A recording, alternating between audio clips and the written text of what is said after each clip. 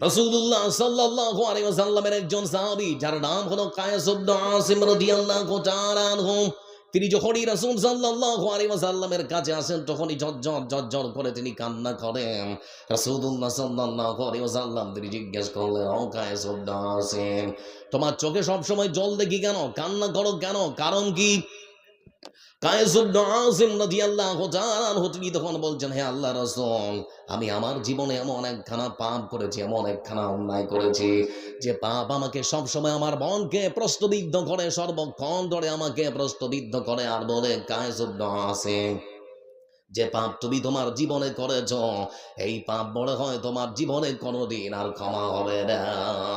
রাসূলুল্লাহ সাল্লাল্লাহু আলাইহি ওয়াসাল্লাম তিনি বললেন, বলো তো তুমি কি এমন পাপ করেছো যে পাপ তোমাকে সারাটা দিন সারাটা রাত ধরে তোমাকে কাঁদায়? কায়েস ইবনে আসিম রাদিয়াল্লাহু তাআলা আনহু তিনি তখন বলছেন, হে আল্লাহর রাসূল, আমার স্ত্রীর গর্ভ থেকে ১ ২ ৩ ৪ ৫ ৬ ৭ ৮ খানা কন্যা সন্তানে গাধারে ১ বছর পর পর জন্মগ্রহণ করেছে, আর আমি পাষাণ্ড পিতা আমার নিজ কন্যা সন্তানকে নিজে হাতে করে গলা টিপে হত্যা করে জ্যান্ত মাটিতে পুঁতে দিয়েছি।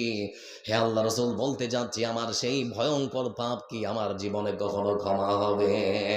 রাসূলুল্লাহ সাল্লাল্লাহু আলাইহি ওয়াসাল্লাম তিনি বললেন, কায়েস ইবনে আসিম শুনে নাও, ইসলাম ধর্ম গ্রহণ করার পূর্বে তুমি যদি এই পাপ ক্ষমা করে থাকো তাহলে পরে তোমার সব পাপ ক্ষমা করে দেওয়া হয়েছে।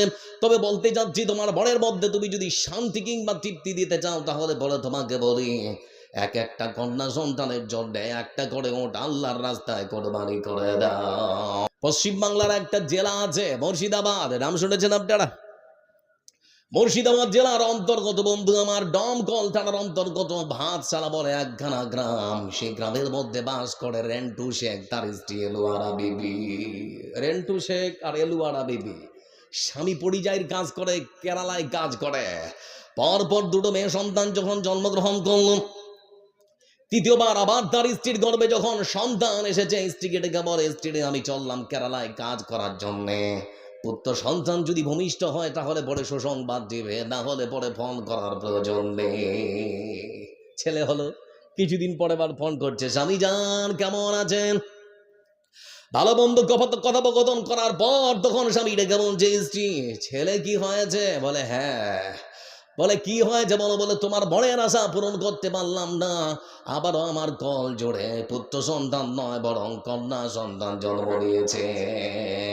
কয়েক মাস পর বাবা যখন আসলো বাড়িতে এসেছে ৩ মাস পর যখন তার বাবা মানে স্বামী যখন বাড়িতে আসলো, বাড়িতে আসার পর ঠিক দুপুর বেলা নিজ কন্যা সন্তানকে নিজ হাতে বন্ধু আমার দেওয়ালে আছাড় বেড়ে পৃথিবীর বুক থেকে বিদায় করেছে।